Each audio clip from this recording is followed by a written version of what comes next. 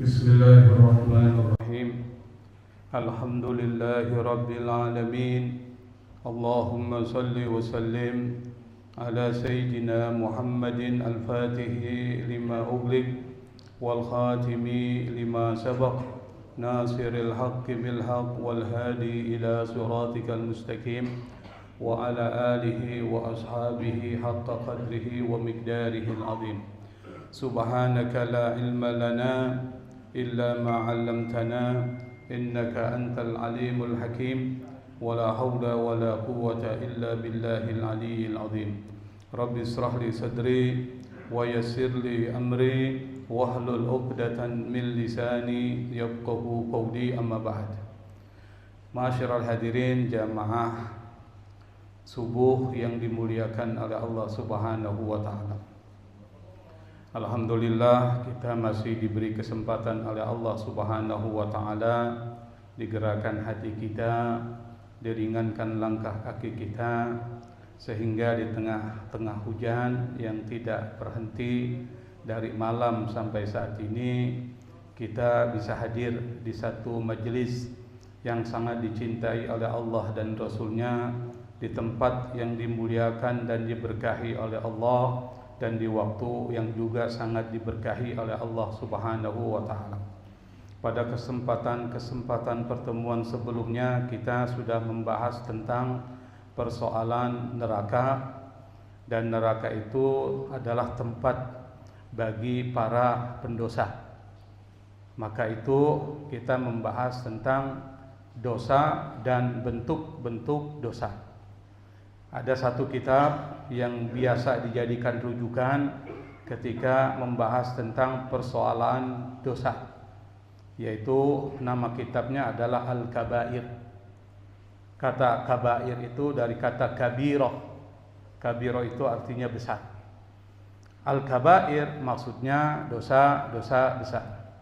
Penulis kitab ini namanya Imam Syamsuddin Az-Zahabi, dan beliau ini membahas tentang dosa-dosa besar. Tentu rujukannya adalah informasi dari Rasulullah sallallahu alaihi wasallam. Kemarin atau pertemuan sebelumnya kita sudah membahas dosa besar yang pertama yang disebutkan oleh Imam Az-Zahabi dalam kitabnya Al-Kabair, yaitu asyirku billah, syirik kepada Allah, dan kita jelaskan bentuk-bentuknya apa-apa saja yang masuk kategori syirik yang seringkali kita lakukan itu, tapi kita tidak sadari bahwa itu adalah bentuk syirik. Yang kedua yang disebutkan dalam kitab Al-Kabair yang termasuk dosa besar itu adalah qatlun nafs. Qatlu itu artinya membunuh, dari qatalah. Qatlan artinya membunuh, pembunuhan. An-nafs itu artinya jiwa. Persoalan dosa ini penting untuk kita bahas. Kenapa? Karena ini memberikan pengaruh kepada kehidupan kita. Di akhirat jelas kita sudah bahas neraka. Tapi di dunia, bagaimana pengaruh dosa terhadap kehidupan kita? Pengaruhnya luar biasa buruk. Di dalam surat Al-Mutaffifin itu dijelaskan, kalla bal rana ala qulubihim ma kanu yaksibun. Kalla, sekali-kali tidak, bal, tetapi rana ala qulubihim, hatinya dihitamkan. Rana itu menghitamkan. Ala qulubihim, terhadap hati mereka, apa yang menghitamkan? Ma kanu yaksibun, apa yang mereka lakukan. Jadi perbuatan-perbuatan maksiat, perbuatan-perbuatan dosa itu menghitamkan hati, kata Allah. Kalau hati itu hitam, maka yang terjadi yang pertama, menganggap enteng perbuatan dosa. Jadi perbuatan-perbuatan dosa dianggap enteng. Bohong, biasa. Tiap hari kita bohong, kita anggap enteng. Merendahkan orang lain, dianggap biasa. Dianggap itu sesuatu yang biasa. Meskipun berbohongnya tidak memberikan pengaruh besar terhadap kehidupan, cuma bohong sama istri aja, itu masuk dosa kecil, Pak. Termasuk dosa kecil as-sayyi'at. Tetapi kalau dilakukan terus-menerus, yang kecil jadi gede nggak Pak? Tiap hari bohongin istri, gede nggak tuh? Gede, satu hari 1, 2, 3, lama-lama jadi puluhan. Kalau dia dari kecil membesar, jadi besar juga. Makanya ada satu pepatah atau hadis Rasulullah, las saghirata ma'al istimrar. Tidak ada namanya dosa kecil kalau terus-menerus dilakukan. Walal kabirata ma'al istighfar. Tidak ada dosa besar kalau disertai dengan minta ampun sama Allah, taubat. Nah, yang dosa-dosa kecil ini gampang dihapus. Anda berzikir, tasbih, tahlil, tahmid itu bisa menghapus. Innal hasanat yuzhibna sayyi'at. Makanya di dalam sholat kita diperintahkan, dicontohkan oleh Rasulullah, Anda kalau habis sholat jangan langsung jalan, zikir. Apa? Tasbih. Berapa kali tasbih Pak? 33. Habis tasbih apa? Habis tasbih apa lagi? 33 tuh. Subhanallah. Terus apa lagi? Tahmid. Habis tahmid, takbir, baru ditutup jadi 100. Kenapa kita diperintahkan oleh Rasulullah untuk berzikir dengan zikir ini? Innal hasanat yuzhibna sayyi'at. Karena dosa-dosa kecil itu akan terhapus. Dosa-dosa kecil tadi itu, ya bohong-bohong kecil, tapi itu bohong juga. Bohongin orang, tapi nggak mempengaruhi kehidupan yang besar. Kalau pejabatnya bohong, itu baru dosa besar Pak. Kenapa? Karena mempengaruhi kehidupan masyarakat. Tapi kalau kita bohong sama istri, ente terpengaruh nggak? Karena nih bohongin istri nih, Bang, dapat duit berapa Bang? Padahal dia dapat duit 200, dibilang 50.000. Bohong nggak tuh Bang? Bohong, 150.000 dikentit tuh, 50.000 dibilang. Bagi orang lain pengaruh nggak? Enggak, cuma dia, tapi itu bohong. Dosa kecil artinya Anda mengatakan sesuatu tidak sesuai dengan kenyataan. Tuh. Termasuk kita bercanda nih, tapi bercandanya nyakitin orang. Sering kan kita bilang gitu kan? Bercanda, maksudnya bercanda. Tapi orang yang dicandain belum tentu suka. Tapi karena dia nggak mungkin marah, dia diam aja. Paling dia senyum, dia ketawa. Padahal dia nggak suka Pak. Itu dosa kecil, itu dihapus tuh, nanti dihapus dengan perbuatan-perbuatan baik. Tapi kalau perbuatannya itu termasuk dosa besar, pengaruhnya adalah terhadap hitamnya hati. Kalau hati ini hitam, dinasihatinya susah. Ada nggak orang dinasihatinya susah Pak? Banyak.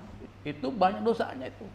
Kenapa? Karena orang yang di dalam hatinya banyak perbuatan dosa itu jadi titik hitam.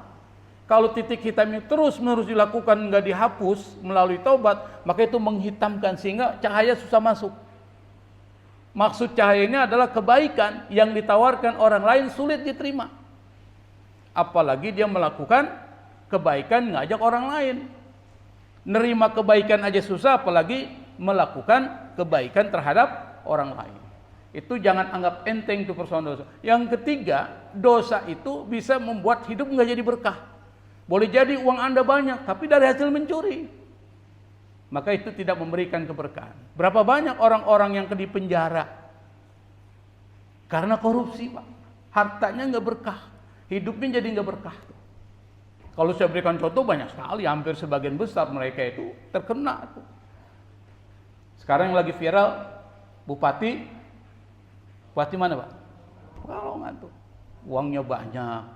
Kok masih bisa? Kenapa? Karena rakus. Al-hirs. Tidak pernah puas terhadap apa yang diberikan oleh Allah Subhanahu wa ta'ala. Nah, yang sekarang kita akan bahas adalah qatlun nafs. Membunuh orang lain. Kapan pembunuhan terjadi? Ya kalau dirujuk secara historis, secara sejarah tentu kisah Qabil dan Habil itu yang pertama.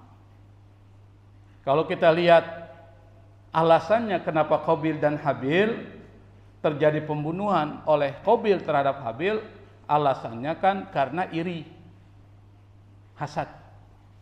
Jadi iri hati itu bisa membuat orang membunuh orang lain. Kenapa Qabil hasad terhadap Habil? Karena Habil mendapatkan lebih. Dia tidak senang. Habil mendapatkan sesuatu kenikmatan. anugerah. Apa anugerahnya? Dia menikahi perempuan yang lebih cantik dari perempuan yang dinikahi oleh Qabil. Karena persoalan perempuan, Pak.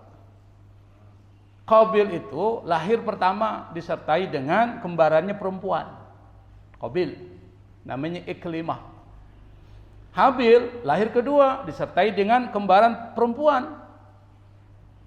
Karena mereka ini sudah besar, maka harus dinikahkan. Karena belum banyak orang, maka pernikahannya antar saudara. Supaya tidak terjadi incest, maksudnya saudara dengan saudara, maka disilang. Qabil menikahi saudara perempuannya Habil. Habil menikahi saudara perempuannya Qabil, silang. Itu syariat perkawinan pertama itu di dalam sejarah Islam. Boleh menikahi saudaranya, tapi nanti dihapus oleh syariat Nabi Muhammad SAW. Kenapa? Perempuan udah banyak. Nah, ketika terjadi pernikahan, Qabil nggak menerima. Kenapa? Karena Qabil beralasan perempuan yang dinikahi oleh Habil yang berhak menikah itu saya, kata Qabil. Kenapa? Karena sama-sama dilahirkan bareng, alasannya begitu. Yang kedua, karena lebih cantik, Pak.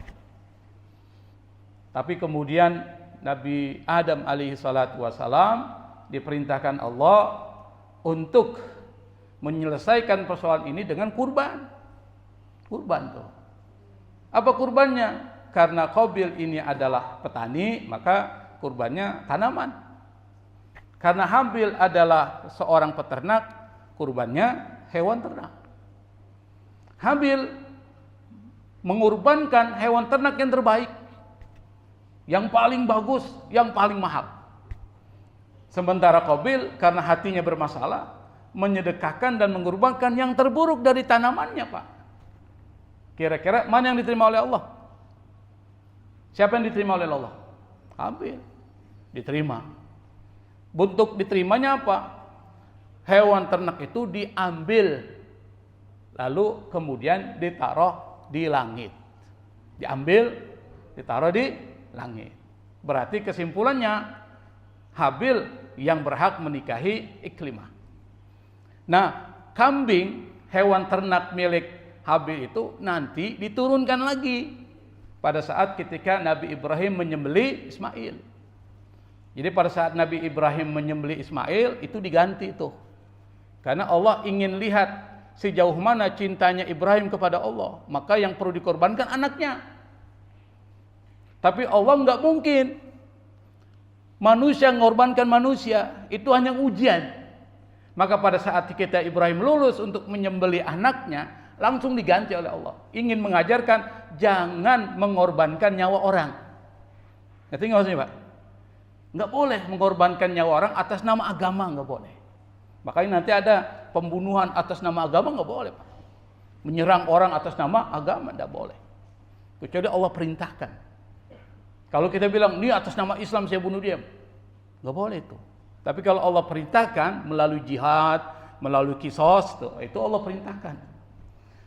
Nah, akhirnya pada saat ketika menyembelih diganti bikabshin azim, dengan kibas, binatang kambing atau domba yang sangat indah, azim tuh. Bahasanya bukan kabir, tapi azim.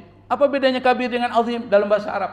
Kalau kabir ukurannya, kalau azim bukan cuma ukuran, tapi semuanya besar. Matanya cakep, badannya bagus, nggak ada cacatnya, badannya juga besar, itu namanya azim. Jadi azim lebih tinggi daripada kabir. Nah, kemudian karena Qabil membuka jalan terjadinya pembunuhan, maka setiap orang yang membunuh orang lain, Qabil dapat dosanya, Pak. Jadi Qabil ini dia menampung dosa dari semua orang yang melakukan pembunuhan. Karena dia membuka jalan tuh. Apa jalannya? Pembunuhan dia lakukan, kemudian diikuti oleh orang. Maka kata Nabi Muhammad SAW, la tuqtalu nafsun dzulman. Janganlah satu jiwa dibunuh karena kezaliman, bukan karena hak. Illa kana ala bani Adam al-awwal kiflun min damiha. Maka semua beban dari dosa-dosa yang ditumpahkan karena pembunuhan itu akan dipikulkan kepada anaknya Nabi Adam yang bernama Qabil. Kenapa? Li'annahu awwalu man sannal qatla. Karena dia yang pertama kali membuka jalan terjadinya pembunuhan. Maka kita sama Pak, kalau kita buka jalan suatu maksiat, maka maksiat yang dilakukan orang lain, kita dapat juga dosanya. Saya berikan satu contoh Pak, untuk supaya gambarnya lebih mudah. Bapak misalnya nonton film porno, Pak. Suka nonton film porno nggak Pak? Enggak pernah nonton itu. Enggak percaya saya. Kalau anak-anak muda biasanya tuh kan dapat link situsnya kan, betul nggak? Dapat dia, temannya nanya, mana dong, bagikan dong linknya, dibagi kan, orang lain itu bagikan sama 10 orang. Yang pertama membagikan link, ketika orang yang pertama dibagikan buka, dia dapat dosanya Pak. Lalu kemudian 10 orang dibagikan, dia buka semua, maka yang kedua dapat dosa 10, dia dapatnya 11. Yang 10 bagikan sampai 100 orang, 100 tambah 10 tambah 1 dia terima sampai hari kiamat. Bayangkan tuh, sama yang diterima oleh Qabil. Semua orang yang membunuh orang lain, dosanya dapat dia. Bayangkan, kira-kira yang seperti ini nanti di akhirat gimana? Dosanya menumpuk, sulit untuk dihapus. Karena itu maka persoalan pembunuhan itu dijadikan yang kedua setelah syirik sebagai dosa besar. Tapi pembunuhan itu ada jenisnya. Enggak semua pembunuhan mendapatkan dosa seperti yang disebutkan. Ada pembunuhan karena sengaja. Dia sengaja dia bunuh. Nah yang seperti ini yang masuk kategori dosa besar. Apa ini maksud dengan pembunuhan sengaja? Ente punya niat membunuh. Kedua, alatnya mematikan. Menggunakan alat yang mematikan. Pisau, senjata, dan seterusnya. Itu punya niat dengan alat tuh. Maka yang seperti ini di dalam fikihnya kena kisos. Kalau dia membunuh orang lain karena sengaja, maka hukumannya kisos. Kenapa kisos? Walakum fil kisosi hayatun ya ulil albab. Di dalam kisos itu ada persoalan kehidupan. Kalau orang membunuh orang lain lalu kemudian dia dibunuh sebagai hukumannya, itu membuat orang lain jerak, gak mau berani melakukan pembunuhan. Itu alasan kisos. Tapi kalau seandainya ahli waris memaafkan, maka hukumannya berubah. Dari kisos menjadi bayar diat. Ini dalam fikih. Apa diatnya? 100 ekor unta. Bayar diatnya berapa Pak? 100 ekor unta. Di Indonesia nggak ada unta, diuangkan. Misalnya kalau Indonesia ini negara Islam, diuangkan 1 ekor unta harganya berapa? Kalau sapi berapa? Hah? 30 juta. Lebih mahal sapi atau unta? Unta. Anggap aja unta tuh 50 juta. Kali 100. Berapa dia harus bayar diatnya? Berapa? 100 ekor unta, 1 ekor unta 50 juta, berapa? Berapa Pak? 5 miliar. Diat 5 miliar. Berat nggak tuh? Berat. Maka jangan main-main dengan persoalan membunuh tuh. Dalam Islam itu berat. Karena persoalan itu berat tuh, selain kisos, nyawa bahaya nih, nyawa hilang. Oke lah, diganti, dimaafin, diganti dengan dia, tetap aja mahal. 100 ekor unta.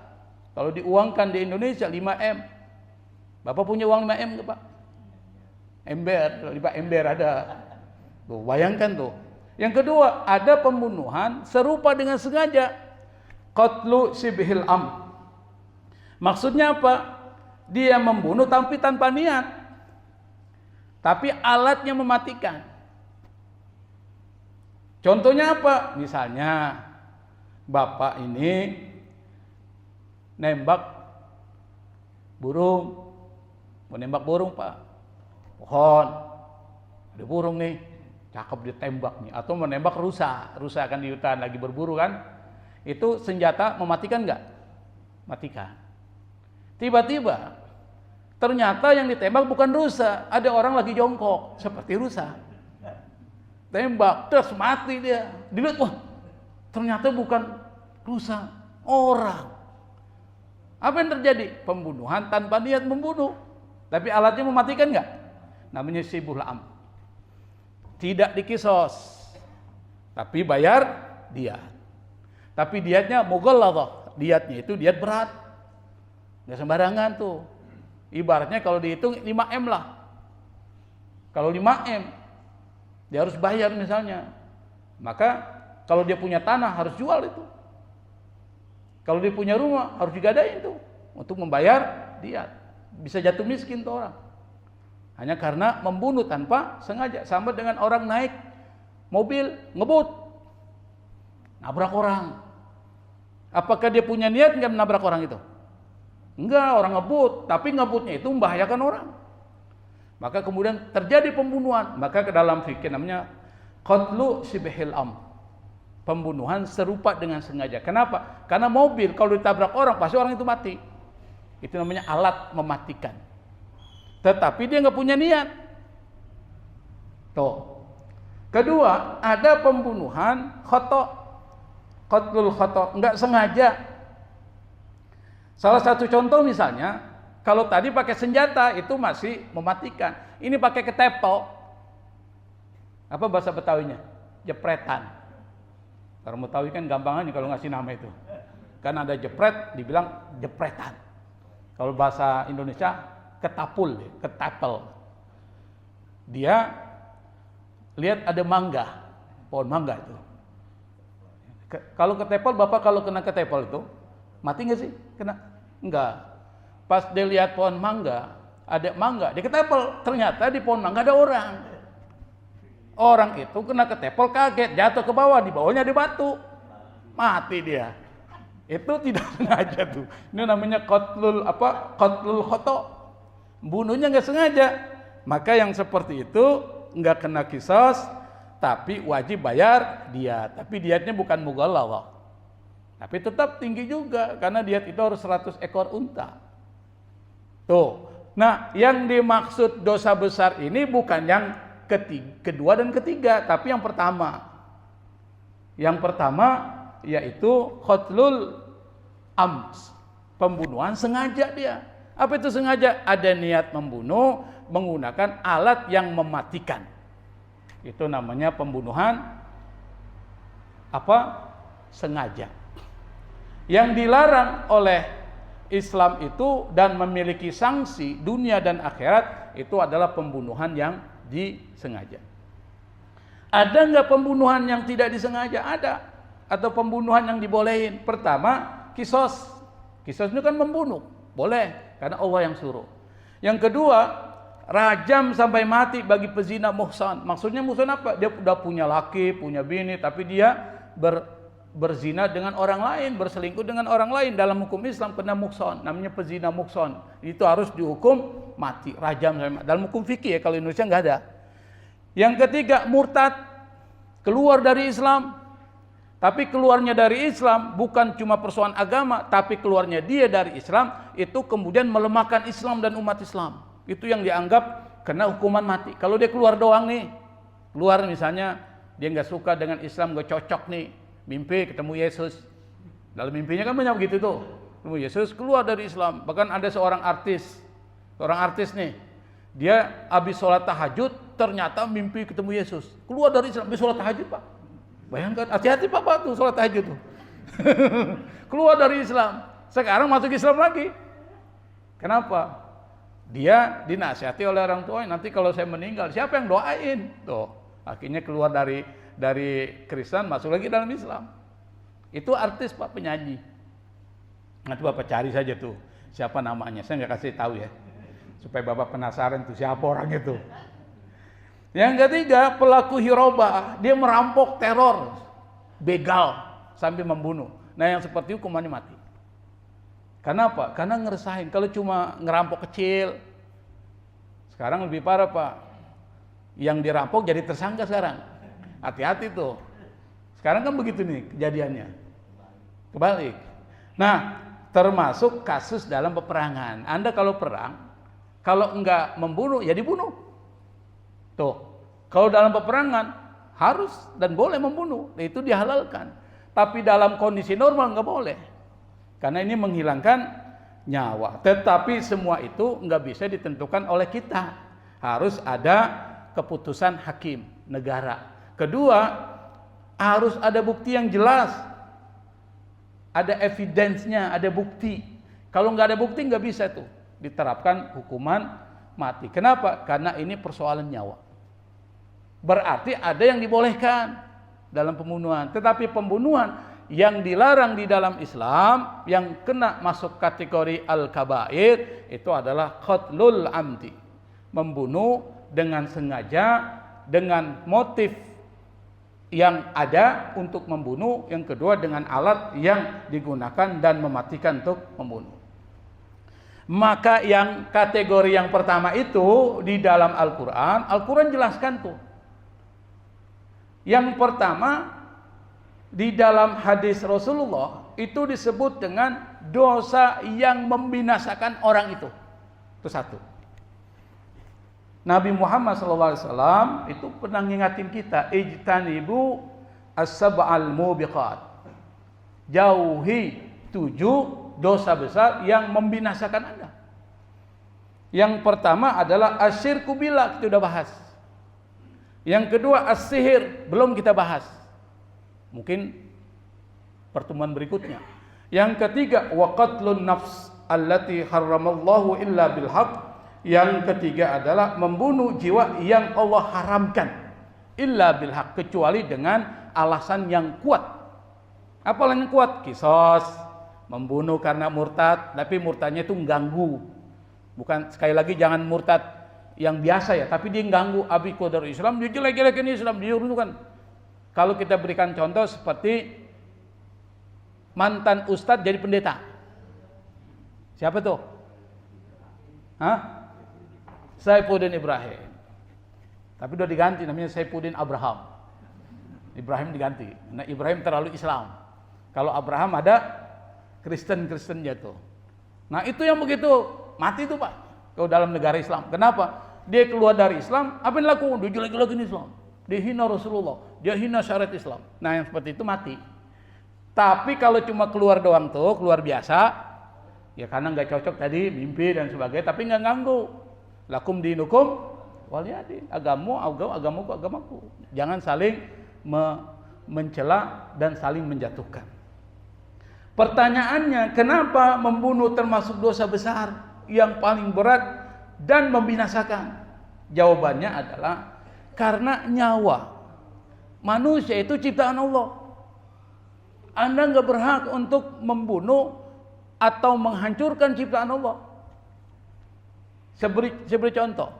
Saya buat meja pakai uang saya, pakai ilmu saya, tenaga saya. Lalu kemudian terjadilah meja dalam bentuk yang menurut Anda nggak bagus. Lalu Anda datang karena emosi ngelihat meja yang saya buat nggak bagus, lalu Anda ambil kapak, Anda hancurkan. Marah nggak siapa? Marah nggak? Marah saya. Kenapa?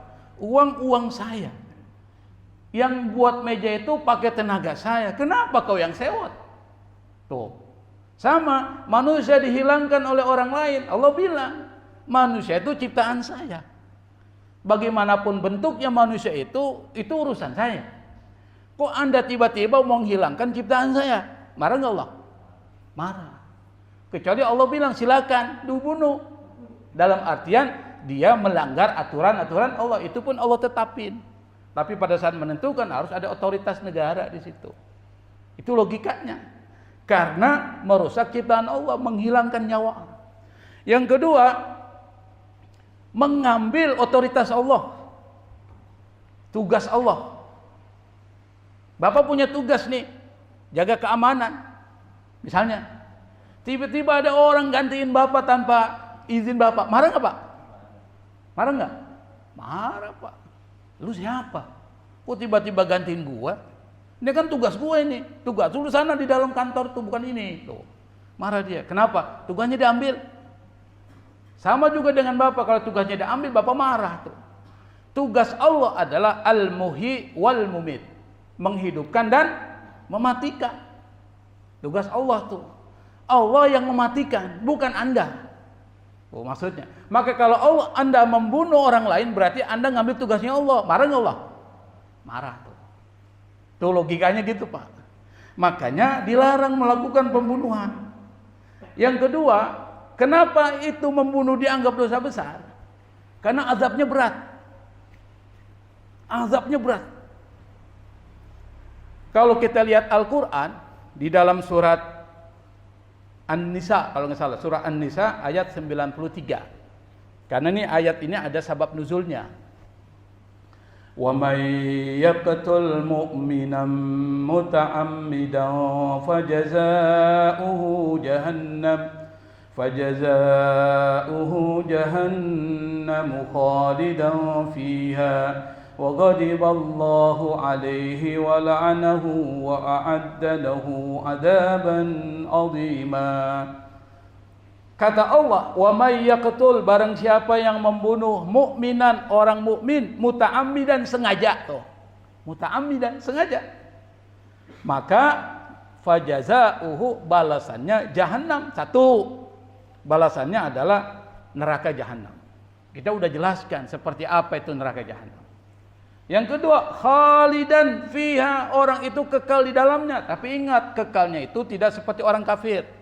Kalau orang kafir itu khalidan abadal abidin, dia kekal selamanya, nggak akan keluar. Kalau orang mukmin melakukan pembunuhan, dia disiksa oleh Allah di neraka, kekal dalam artian bukan kekal selamanya, tapi nanti akan dipindahkan dari neraka menuju surga, itu pun di akhir dengan syafaat dari Allah Subhanahu wa taala.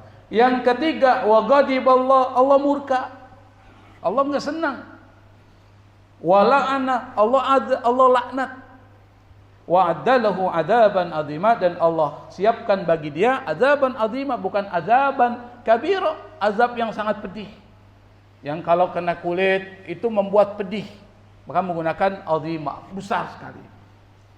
Dari ayat ini bisa disimpulkan bahwa balasannya terhadap orang yang membunuh ini enggak main-main, Pak. Maka dianggap dosa besar. Yang ketiga, menghilangkan satu nyawa karena sengaja itu sama membunuh semua manusia.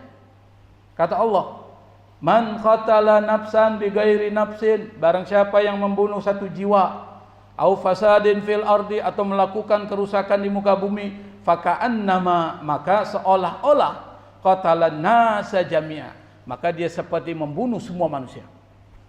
Bayangkan, satu orang yang kita bunuh itu sama dengan membunuh semua manusia. Maksudnya apa? Karena dengan membunuh itu membuat rasa tidak aman terhadap masyarakat kalau tidak dihukum. Gini, bayangkan, Pak, ada pembunuh berkeliaran, enggak ditangkap sama polisi misalnya. Kira-kira Bapak gelisah enggak? Gelisah enggak, Pak? Dapat informasi si A dibunuh, enggak ditangkap, ketahuan. Pembunuhan berencana, motifnya sama, modusnya sama. Yang kedua, hari kedua ada lagi yang mati, sama ciri-cirinya. Yang ketiga ada yang mati, Bapak gelisah nggak? Gelisah nggak, Pak? Gelisah, Pak. Takut keluar malam. Kenapa? Pembunuhannya terjadi di malam hari. Takut keluar malam, gelisah, kemudian ada ancaman tuh. Maka orang yang membunuh manusia satu jiwa itu seperti membunuh semuanya, karena orang kemudian menjadi takut, menjadi terancam kehidupannya, merasa tidak aman. Nah, kalau Allah gambarkan orang yang membunuh satu jiwa seperti membunuh seluruh manusia, kira-kira ini besar nggak nih? Besar nggak, Pak? Besar. Gambarannya seperti itu. Ente nih, kalau bahasa kita, ente bunuh orang nih sama dengan seluruhnya ini kena ente bunuh. Ketika kita ngucapin kalimat seperti itu, seolah-olah ini bukan perbuatan biasa, tapi perbuatan yang di luar kebiasaan manusia, makanya disebut dengan azim, sesuatu yang besar. Yang ketiga, pembunuhan itu kata Nabi yang pertama kali diadili hari kiamat. Jadi pertama kali pada saat sidang pengadilan Allah Subhanahu wa taala, yang pertama kali disidangkan ada persoalan darah, pembunuhan. Nabi mengatakan awwalu ma yuqda bainan nasi yaumal qiyamati fid dima. Yang pertama kali diputuskan di dalam pengadilan Allah bainan nas, di antara manusia pada hari kiamat adalah fid dima, persoalan darah. Apa maksudnya persoalan darah? Persoalan pembunuhan. Kenapa Allah menggunakan atau Nabi mengatakan awal? Sesuatu yang di awal itu berarti sesuatu yang penting. Anda kalau di sholat berada di sop pertama, berarti pahalanya besar nggak? Besar. Anda datang pertama ke masjid, dapat apa tuh? Hadiahnya besar oleh Allah Subhanahu wa ta'ala. Sesuatu yang pertama adalah sesuatu yang besar. Sesuatu yang pertama diadili oleh Allah pada pengadilan Allah Subhanahu wa ta'ala, maka ini besar. Bukan main-main. Karena yang pertama, biasanya yang tidak penting itu di akhir, dianggap tidak penting. Tapi kalau yang pertama didahulukan, berarti ini penting, prioritas. Nah karena itu maka, karena yang pertama diadili adalah persoalan pembunuhan, maka kesimpulannya adalah menumpahkan darah dosanya besar. Menumpahkan darah dosanya lebih besar di antara semua perbuatan manusia yang lain.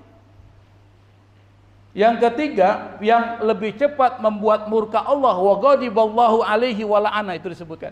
Allah murka dan Allah laknat, itu persoalan pembunuhan.